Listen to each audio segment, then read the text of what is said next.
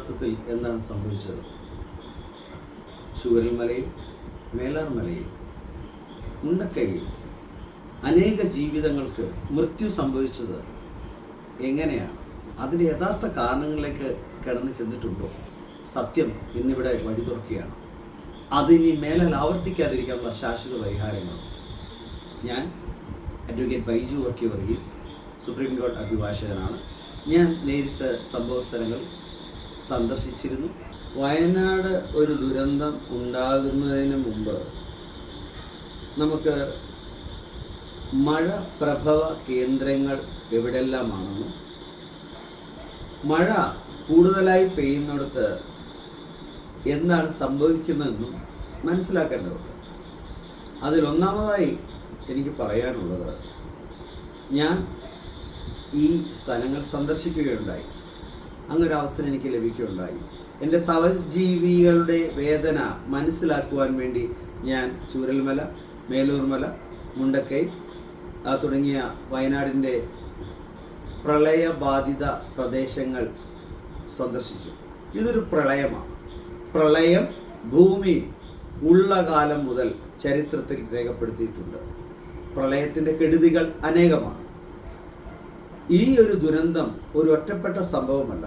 ലോകത്ത് പ്രളയം എവിടെയെല്ലാം ഉണ്ടോ അവിടെയെല്ലാം ദുരന്തങ്ങൾ വന്നു ചേർന്നിട്ടുണ്ട്. അത് മനുഷ്യജീവനെ കവർന്നെടുത്തിട്ടുണ്ട്. മനുഷ്യൻ്റെ സ്വത്തിനെ അത് നശിപ്പിച്ച് കളഞ്ഞിട്ടുണ്ട്. ഇതൊരു ഒറ്റപ്പെട്ട സംഭവമായിട്ട് കാണുവാൻ കഴിയില്ല. കാരണം വയനാട് ജില്ലാ ഭരണകൂടം ജൂലൈ 26 തന്നെ മഴ അനിയന്ത്രിതമായി തുടരുന്നുണ്ട്. പതിവിലും കൂടുതലായി പെയ്യുന്നുണ്ട്. അതുകൊണ്ട് മഴക്കാല കെടുതി, പ്രളയത്തിൻ്റെ ഭാഗമായി അങ്ങനെയുള്ള കെടുതികൾ ഉണ്ടാകാം. അതുകൊണ്ട് ജനങ്ങൾ ജാഗരൂകരായിരിക്കണം എന്ന് ഒരു പ്രസ്താവന ഇറക്കിയിട്ടുണ്ട്. ഇൻ്റർനെറ്റിൽ ജൂലൈ 26 അങ്ങനെ ഒരു പ്രസ്താവന കണ്ടതായി ഞാൻ ഓർക്കുന്നുണ്ട്. അത് കാരണമാക്കുമോ, അത് ഈ പ്രളയ കെടുതികൾക്ക് ഇരയാകേണ്ടി വന്നവർക്ക് വേദനയുണ്ടാക്കുവാനോ വേണ്ടി പറയുന്നതല്ല. മറിച്ച് 550 മില്ലി മഴ 48 മണിക്കൂർ കൊണ്ട് പെയ്തിറങ്ങുമ്പോൾ ഭൂപരിസ്ഥിതിയിൽ ഉണ്ടാകുന്ന മാറ്റങ്ങൾ നമുക്ക് എന്താണെന്ന് പരിശോധിക്കാം. അതിന് പരിഹാരങ്ങളുമുണ്ട്. ഈ മഴ പെയ്തിറങ്ങുമ്പോൾ ഇതിനെ ഏറ്റവും കൂടുതൽ ഉപയോഗിക്കുക വൃക്ഷങ്ങളാണ്, കാടുകളാണ്, മഴക്കാടുകൾ തന്നെയാണ്. ഈ മഴക്കാടുകൾ തന്നെയാണ് ഈ മഴ പെയ്യിക്കുന്നത്. ആമസോൺ ഒരു മഴക്കാടാണ്. ആമസോൺ ഒരു ലോകത്തിലെ മഴക്കാടായതുകൊണ്ട് തന്നെ അന്തരീക്ഷത്തെ ശുദ്ധീകരിക്കുന്ന ഒരു ജോലിയും കൂടെ ചെയ്യുന്നുണ്ട്, നമ്മുടെ ശ്വാസകോശത്തെ പോലെ തന്നെ. ഇവിടെ സംഭവിച്ചത് മുണ്ടക്കൈ, പുഞ്ചിരിമേട്ട്, മേലൂർമല, പിന്നെ ചൂരൽമല, ഈ 4 സ്ഥലങ്ങളിൽ 3 കുന്നുകളാണ്. ഈ 3 മലകൾ തുടർച്ചയായി സമയബന്ധിതമായി പെയ്തിറങ്ങുന്ന സമയബന്ധിതമായി മണ്ണിനുള്ളിലേക്ക് പോകുമ്പോൾ സംഭവിക്കാവുന്ന ചില മാറ്റങ്ങൾ നമ്മൾ ശ്രദ്ധിക്കേണ്ടതുണ്ട്. മേൽമണ്ണിളകും. പാറകളെ യോജിപ്പിച്ച് നിർത്തിയിരിക്കുന്ന കളിമണ്ണിൻ്റെ പശിമ വിട്ട് അകലും. മഴ പെയ്തിറങ്ങിയപ്പോൾ അത് ഒലിച്ച് താഴേക്ക് പോകുവാൻ, ഭൂഗർഭത്തിലേക്ക് മാറുവാൻ ഉണ്ടായ കാലവിളംബം ഈ മഴയുടെ പ്രഹരശേഷിയെ, അല്ലെങ്കിൽ അതിൽ വന്നിരിക്കുന്ന സംഭരിച്ച വെള്ളത്തിൻ്റെ പ്രഹരശേഷിയെ വർദ്ധിപ്പിച്ചു. അത് പശിമയിളക്കി, കല്ലുകൾ മാറി, ഉരുണ്ടുമാറി അതിൻ്റേതായ ഒരു വഴി സൃഷ്ടിച്ചു. ചെറിയൊരു അരുവി മാത്രം ഉണ്ടായിരുന്നിടത്ത് വലിയൊരു പുഴയായി മാറി. ആ താഴ്വാരങ്ങളിൽ ജീവിച്ചിരുന്ന ആൾക്കാർക്ക് ആ മഴ വലിയൊരു നാശമുണ്ടാക്കി വെച്ചു. അവർ ഒലിച്ചുപോയി, അവർ കന്നുകാലികൾ പോയി. രാത്രിയിൽ ഏകദേശം 12 മണിക്കും 1 മണിക്കും ഇടയ്ക്കുണ്ടായ ഈ മഴ പ്രളയം അവിടെ ഉണ്ടായിരുന്ന വീടുകളെ പൂർണ്ണമായി നശിപ്പിക്കുകയുണ്ടായി.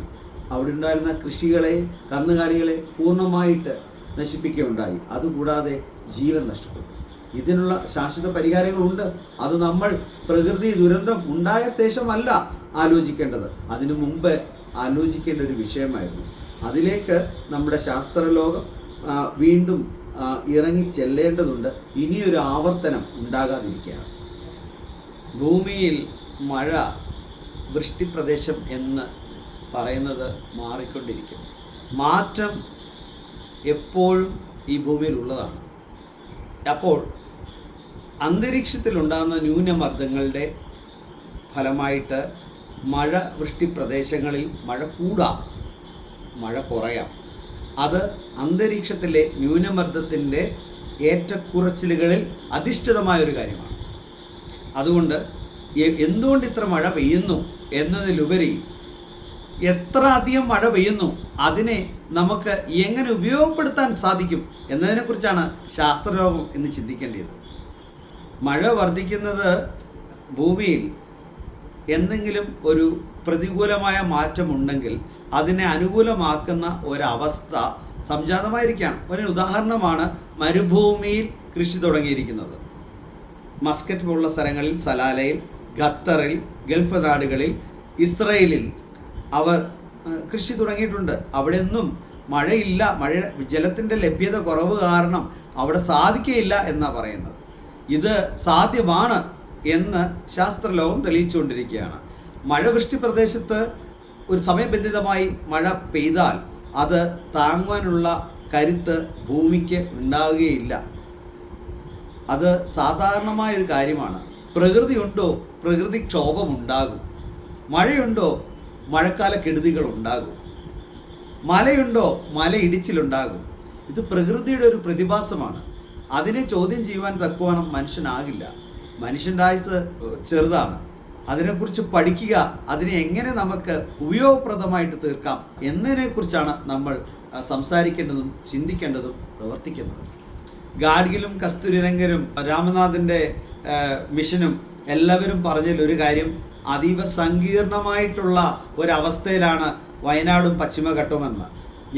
എന്നാൽ തീർച്ചയായിട്ടും നിങ്ങൾ ചിന്തയ്ക്കായിട്ട് ഒരു പ്രേരണ തരികയാണ്. മഴ ഒരു സമയബന്ധിതമായി എവിടെ പെയ്താലും പെയ്യാതിരുന്നാലും അത് തീർച്ചയായിട്ടും ദുർബല പ്രദേശമായി മാറും. മഴ കൃത്യമായി ഇത്ര മില്ലിമീറ്ററേ പെയ്യാൻ പാടുള്ളൂ എന്ന് നിഷ്കർഷിക്കുവാൻ ഒരു രംഗനാഥനും അല്ലെങ്കിൽ കസ്തൂരിരംഗനും ഗാഡ്ഗിലിനും പറ്റുന്നില്ല. അവർ അതീവ ദുർബല പ്രദേശം എന്ന് മാത്രം പറഞ്ഞു. എങ്ങനെ ദുർബലമായി എന്നതിനെക്കുറിച്ച് പറയുന്നില്ല. എങ്ങനെ ദുർബലമായി, അതിനെ എങ്ങനെ ശക്തീകരിക്കാം, അല്ലെങ്കിൽ ആ ദുർബലതയ്ക്ക് ഉള്ള പരിഹാരം എന്താണ്, അതാണ് നിർദ്ദേശിക്കേണ്ടത്.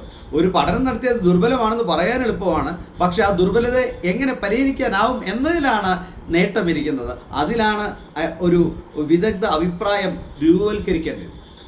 ഗാഡ്ഗിൽ പറഞ്ഞ പരിഹാര മാർഗങ്ങൾ എന്നത് അവിടെ നിർമ്മാണ പ്രവർത്തനങ്ങൾ നടത്തരുത്, അവിടെ മറ്റ് ഖനനങ്ങൾ നടത്തരുത് എന്ന് ചുരുങ്ങിയ ചില കാര്യങ്ങളാണ് പറഞ്ഞതായിട്ടാണ് എൻ്റെ ഓർമ്മ. അതിലപ്പുറമായിട്ട് അത് നടത്തിയിരിക്കുന്ന അവസ്ഥയിൽ, അത് നടത്തി ഭൂരിപക്ഷം തീർന്ന അവസ്ഥയിൽ അതിനെ തീർച്ചയായിട്ടും മറ്റു പരിഹാര നിർദ്ദേശങ്ങൾ കൂടെ അദ്ദേഹം പറയേണ്ടതുണ്ടായിരുന്നു.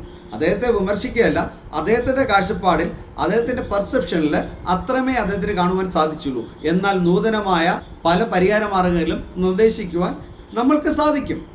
മഴ പ്രഭവ കേന്ദ്രങ്ങളിൽ, മഴ വൃഷ്ടി പ്രദേശങ്ങളിൽ മഴവെള്ളത്തെ കൊയ്യുക, മഴയില്ലാത്ത അവസ്ഥയിൽ ഉള്ള ഗ്രാമങ്ങളിലേക്ക് നമ്മളത് സപ്ലൈ ചെയ്യുക, അത് അവർക്കത് ലഭ്യമാക്കി കൊടുക്കുക. ജപ്പാൻ കുടിവെള്ള പദ്ധതിക്ക് വേണ്ടി കിലോമീറ്റർ കണക്കിന് പൈപ്പുകൾ നമ്മൾ ഉപയോഗിക്കുന്നുണ്ട്. അതിൻ്റെ എയ്ഡ് ഗ്രാൻഡ് വാങ്ങുന്നുണ്ട്. നമ്മൾക്ക് എന്തുകൊണ്ട് ഈ മഴ വൃഷ്ടി പ്രദേശത്ത് കൂടുതലായിട്ട് വരുന്ന മഴയെ അനേകം പെൻ സ്റ്റോക്ക് പൈപ്പുകൾ വെച്ചിട്ട് തീർച്ചയായിട്ടും അതിനെ വിതരണം ചെയ്തുകൂടാ, സംഭരിച്ചുകൂടാ, കൊയ്തുകൂടാ, അത് കൃഷിക്കാണ്ടി ഉപയോഗിച്ചുകൂടാ? ചിന്തിക്കേണ്ട കാര്യമില്ലേ അത് ചെയ്യാതെ ഇരുന്നിട്ട് ദുരന്തം വരുമ്പോൾ ദുരന്ത നിവാരണ അതോറിറ്റിയെ പഴിച്ചിട്ട് കാര്യമില്ല. നമ്മൾക്ക് ഇനിയും ചെയ്യാനുള്ളതേ ഉള്ളൂ. നമ്മൾ എപ്പോഴും ദുരന്തത്തെ പ്രതീക്ഷിക്കുന്നു, അത് പാടില്ല. നമ്മൾ ദുരന്തത്തെ അല്ല, ദുരന്ത നിവാരണത്തെയാണ് പ്രതീക്ഷിക്കേണ്ടത്. അതിൻ്റെ ഭാഗമായിട്ട് ഇപ്പോൾ പെൻസ്റ്റോക്ക് വഴി തമിഴ്നാട് കൊണ്ടുപോകുന്ന വെള്ളത്തിൻ്റെ ഇരട്ടിയിലധികം സുരക്ഷിതമല്ലാത്ത ഉയരങ്ങളിലേക്ക് വെള്ളം വരികയാണെങ്കിൽ തീർച്ചയായിട്ടും അതിലധികം കനയടി ജലം തമിഴ്നാട് കൊണ്ടുപോയി മഴ നിഴൽ പ്രദേശം ഞാൻ കണ്ടിട്ടുണ്ട്. ഊട്ടിയിൽ നിന്ന് മധുരയിലേക്ക് ഞാൻ യാത്ര ചെയ്ത സമയത്ത് നിഴൽ പ്രദേശം, മഴ പോലും പെയ്യാതെ നിഴൽ മാത്രമുള്ള പ്രദേശം. ഇപ്പോൾ അത് മഴ പെയ്തിട്ടുണ്ടോ എന്ന് എനിക്കറിയില്ല. അതിനുശേഷം എനിക്ക് അവിടെ സഞ്ചരിക്കാൻ സാധിച്ചിട്ടില്ല. അങ്ങനെ വെള്ളമില്ലാതെ ബുദ്ധിമുട്ടുന്ന ഗ്രാമങ്ങളിലേക്ക് വിതരണം ചെയ്യാനുള്ള നമുക്ക് എല്ലാവിധ സാമ്പത്തിക ശേഷിയും സ്രോതസ്സും നിലവിലിരിക്കെ എന്തുകൊണ്ട് പെൻസ്റ്റോക്ക് പൈപ്പുകൾ വഴി മഴ സംഭരണശാലകൾ തമിഴ്നാടിന് ഉണ്ടാക്കിക്കൂടാ? അതിലേക്ക് ഏറ്റവും കൂടുതൽ ജലം സംഭരിച്ചു വെച്ച് കൃഷി ആവശ്യങ്ങൾക്കും കുടിവെള്ളത്തിനുമായി ഉപയോഗിച്ചുകൂടാ? ബാംഗ്ലൂർ പോലുള്ള നഗരങ്ങളിൽ, മെട്രോപൊളിറ്റൻ സിറ്റികളിൽ ഇപ്പോൾ കുടിവെള്ളക്ഷാമം അനുഭവപ്പെടുന്നുണ്ട്. മദ്രാസിൽ നിന്ന് 5 മണിക്കൂർ യാത്ര ചെയ്താൽ ബാംഗ്ലൂർ ചെല്ലാം. എന്തുകൊണ്ട് ബാംഗ്ലൂരിന് അതിലൊരു വിഹിതം കൊടുത്തുകൂടാ? അതിന് സാങ്കേതിക വിദ്യ ആവശ്യമുണ്ട്, ഇല്ല എന്ന് ഞാൻ പറയുന്നില്ല.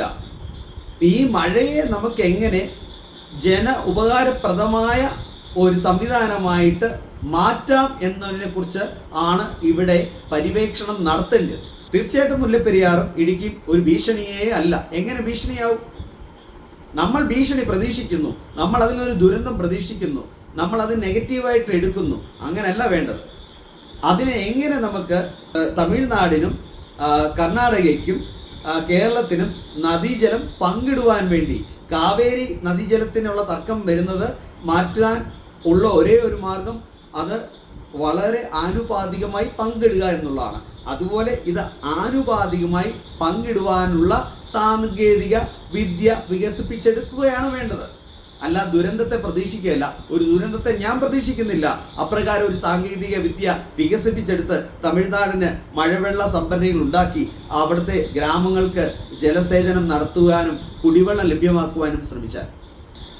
മുല്ലപ്പെരിയാർ പ്രശ്നത്തിന് ഇപ്പോൾ ഡീകമ്മീഷൻ ചെയ്യണമെന്ന് സുപ്രീം കോടതിയെ സമീപിച്ച വളരെ നല്ല ചിന്തകളുള്ള ആൾക്കാരുണ്ട്. അതിന് കുറുകെ മറ്റൊരു ഡാം ഉണ്ടാക്കണമെന്ന് പറയുന്നുണ്ട്, തടയണ നിർമ്മിക്കണമെന്ന് പറയുന്നുണ്ട്, ശക്തിപ്പെടുത്തണമെന്ന് പറയുന്നുണ്ട്. ഇതിനകത്ത് ശാശ്വതമായ പരിഹാരം ഒന്നേ ഉള്ളൂ. ബേസ് ലൈനിൽ നിന്ന്, അതായത് മിനിമം വാട്ടർ ലെവലിൽ മുല്ലപ്പെരിയാറിനെ നിലനിർത്തുക. അതിൽ കൂടുതൽ വരുന്ന വെള്ളം ഉയർന്നു കഴിഞ്ഞാൽ 9.8 മീറ്റർ പെർ സെക്കൻഡ് ഗുരുത്വാകർഷണ ശക്തി ഉള്ളത് കൊണ്ട് അത് താഴേക്ക് വരാൻ ഒരു പ്രഹരം ഉണ്ടാക്കാനുള്ള സാധ്യത കൂടുതലാണ്. നമ്മൾ ആ പ്രഹരം ഉണ്ടാക്കാനുള്ള സാധ്യതയെ കുറച്ചുകൊണ്ട് എന്ത് ചെയ്യണം? ഈ ഡാം നിർമ്മിക്കണം എന്ന് പറയുന്നതും ഡീകമ്മീഷൻ ചെയ്യണമെന്ന് പറയുന്ന ആ ചെലവുണ്ടെങ്കിൽ തീർച്ചയായിട്ടും അത് തമിഴ്നാടിന് വലിയൊരു മഴവെള്ള സംഭരണശാല ഉണ്ടാക്കാൻ സാധിക്കും. അങ്ങോട്ട് പെൻസ്റ്റോക്ക് പൈപ്പ് വഴി തന്നെ അവർക്ക് കൂടുതൽ ജലം എത്തിക്കുവാൻ സാധിക്കും, കൂടുതൽ ഘനയടി ജലം എടുക്കുവാൻ സാധിക്കും. അങ്ങനെ മുല്ലപ്പെരിയാർ പൊട്ടാനേ പോകുന്നില്ല. നമ്മൾ പൊട്ടിക്കാതിരുന്നാൽ മാത്രം മതി.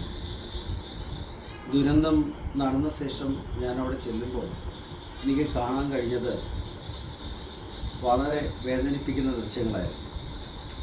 അതായത് വീടുകളിലെ ബാൽക്കണികളിൽ ഉണക്കാൻ തുണിയിട്ടിട്ടുണ്ട്, എന്നാൽ അതിൻ്റെ ഗ്രൗണ്ട് ഫ്ലോറിൽ ചെളി അടിഞ്ഞിരിക്കുകയാണ്. ആ തുണി പോലും എടുക്കുവാനുള്ള സന്ദർഭം ആ വീട്ടുകാർക്ക് ലഭിച്ചിട്ടില്ല. അവിടെ കണ്ട മേലൂർ മല ഗവൺമെൻറ് സ്കൂളിലെ വൊക്കേഷണൽ ഹയർ സെക്കൻഡറി സ്കൂളിലെ ചെളി അടിഞ്ഞിരിക്കുകയാണ്. ഇത് ഈശ്വരാധീനം എന്ന് പറയുന്നത്. പകൽ സമയത്താണ് ഈ ദുരന്തം അവിടെ ഉണ്ടായിരുന്നെങ്കിൽ തീർച്ചയായിട്ടും ആ വിദ്യാർത്ഥികൾക്ക് എത്ര പേർക്ക് ഈ അത്യഹിതത്തെ അതിജീവിക്കാൻ സാധിക്കുമായിരുന്നു എന്ന് നമ്മൾ ആലോചിക്കേണ്ടതുണ്ട്. അവിടെ കന്നുകാലികൾ അനാഥമായി നടക്കുകയാണ്, വീടുകൾ ഒഴിഞ്ഞു കിടക്കുകയാണ്. വീട്ടിലുള്ള 3 വില്ലേജുകളിൽ ഉള്ള ആൾക്കാർ അവർക്ക് വീടോ സമ്പത്തോ അവരുടെ കയ്യിലുള്ള മറ്റ് അവശേഷിക്കുന്ന എന്തെങ്കിലും ഒരു സമ്പാദ്യം ഉണ്ടെങ്കിൽ അതെടുക്കുവാനുള്ള സന്ദർഭം പോലും കിട്ടാതെ, ഒരു വസ്ത്രത്തിന് മറുവസ്ത്രം പോലും എടുക്കുവാനുള്ള സന്ദർഭം കിട്ടാതെ ഓടി ഒളിച്ചവരാണ്. ഒരു കുടുംബത്തിലെ 16 പേർ ആ ഒരൊറ്റ സന്ദർഭത്തിൽ ജീവൻ നഷ്ടപ്പെട്ടവരുണ്ട്. അമ്മ നഷ്ടപ്പെട്ടവരുണ്ട്, അച്ഛൻ നഷ്ടപ്പെട്ടവരുണ്ട്, മുത്തച്ഛന്മാർ നഷ്ടപ്പെട്ടിട്ടുണ്ട്, പേരപ്പന്മാർ നഷ്ടപ്പെട്ടു, പേരമ്മമാർ നഷ്ടപ്പെട്ടവരുണ്ട്, പിഞ്ചു കുട്ടികളെ നഷ്ടപ്പെട്ടവരുണ്ട്. ഇന്നും ഗ്രാമങ്ങളിലെ ആ വില്ലേജുകളിലെ എത്ര പേർ ജീവൻ നഷ്ടപ്പെട്ടിട്ടുണ്ടെന്നുള്ളതിന് വ്യക്തമായ കണക്ക് നമുക്ക് ഔദ്യോഗികമായി രേഖപ്പെടുത്തിയിട്ടുണ്ടോ എന്നുള്ളതിനെക്കുറിച്ച് എനിക്ക് യാതൊരു അറിവ് പോലും ലഭിക്കുന്നില്ല. മുണ്ടക്കയെക്കുറിച്ച് പറയുകയാണെങ്കിൽ അവിടെ ദുരന്തം കഴിഞ്ഞ് എത്തുമ്പോൾ രക്ഷാപ്രവർത്തനങ്ങൾ ഗവൺമെൻറ്റുകൾ സംയുക്തമായിട്ട് എല്ലാ ഡിപ്പാർട്ട്മെൻറ്റുകളെയും ഏകോപിപ്പിച്ച് എല്ലാ വകുപ്പുകളിലെയും ഉദ്യോഗസ്ഥർ രാപകൽ അധ്വാനിച്ച് സൈന്യത്തിൻ്റെ സഹായത്തോടുകൂടി വേലിപ്പാലവും നിർമ്മിച്ച് നടത്തുന്ന സമയത്ത് പോലും അത് ജീർണിച്ച ചില ഭാഗങ്ങൾ അവിടുന്ന് കണ്ടെടുത്തതായിട്ടാണ് പറയുന്നത്. അത് നേരത്തെ മറവ് ചെയ്തതാണോ, ഈ ദുരന്തം മൂലം സംഭവിച്ചാണോ എന്ന് എനിക്ക് നിശ്ചയമില്ല. കാര്യം അപ്രകാരം ശാസ്ത്രീയമായിട്ട് തെളിയിക്കാൻ തക്കവണമായ ഒരു തെളിവ് പോലും എനിക്ക് അവിടുന്ന് ലഭ്യമായിട്ടില്ല. ഇനിയും ഇത്തരം ദുരന്തങ്ങൾ ആവർത്തിക്കാതിരിക്കട്ടെ എന്ന് ഞാൻ പ്രാർത്ഥിക്കുന്നു. ഇനിയും ഇപ്രകാരമുള്ള ദുരന്തങ്ങൾ ആവർത്തിക്കാതിരിക്കുവാൻ യുദ്ധകാല അടിസ്ഥാനത്തിൽ നമ്മൾ മഴവെള്ളത്തെ എങ്ങനെ ഉപയോഗപ്പെടുത്തണം എന്നതിനെക്കുറിച്ച് ജലവിഭവ വകുപ്പും മറ്റു വകുപ്പുകളും ഏകോപിപ്പിച്ച് ഒരു പ്രവർത്തനം ഉടനടി തുടങ്ങേണ്ടതുണ്ട്. ആ തുടക്കം ഒരു മഹായജ്ഞത്തിലേക്കും അതുപ്രകാരം ഇങ്ങനെയുള്ള ദുരന്തങ്ങൾ ആവർത്തിക്കപ്പെടാതിരിക്കുവാൻ വേണ്ടി മുന്നറിയിപ്പ് നൽകുന്ന സംവിധാനങ്ങൾ വികസിപ്പിച്ചെടുക്കേണ്ടതുണ്ട്. ഇത് മനുഷ്യരാശിക്ക് ഇനിയും വളർന്നു വരുന്ന തലമുറയ്ക്ക് വേദനപ്പെടുത്തുന്ന ഈ ഓർമ്മയിൽ നിന്ന് മുക്തി നേടുവാൻ നമുക്ക് എന്തെല്ലാം ചെയ്യാൻ സാധിക്കും? അവരുടെ വേദനയിൽ നമുക്ക് പങ്കാളികളാകാം. അവർക്ക് ചെയ്യാൻ പറ്റുന്ന ചെറിയ ചെറിയ സഹായങ്ങൾ ഇപ്പോൾ നമ്മൾക്ക് ചെയ്യാം.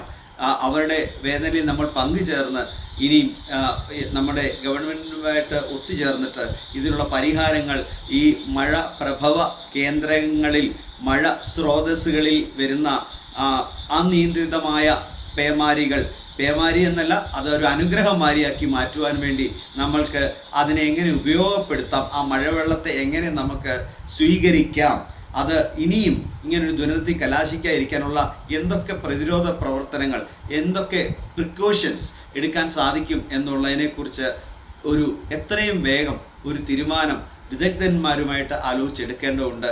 ഈ മഴവെള്ളത്തെ ഉപയോഗപ്പെടുത്തുകയാണ് വേണ്ടത്. അതിൻ്റെ പകരശേഷിയാൽ നമ്മൾ സ്വയം നശിക്കുകയല്ല വേണ്ടത്. അത് കൃഷിക്കായി ഉപയോഗിക്കാം, നല്ല കുടിവെള്ളം ലഭിക്കുവാൻ വേണ്ടി ഉപയോഗിക്കാം, ജലസേചനത്തിനായി ഉപയോഗിക്കാം. കുട്ടനാട്ടിൽ നിറയെ വെള്ളമുണ്ട്, പക്ഷേ നല്ല ജലം അവിടെ കുടിക്കുവാൻ വേണ്ടി കിട്ടുന്നില്ല. ഈ ജലത്തെ എത്ര ദൂരെ വേണമെങ്കിലും എത്തിക്കുവാൻ വേണ്ടിയുള്ള സാങ്കേതിക വിദ്യ ഇന്നത്തെ ലോകത്ത് ഇല്ല എന്ന് പറയുന്നത് ഒരു അതിശയോക്തിയാണ്.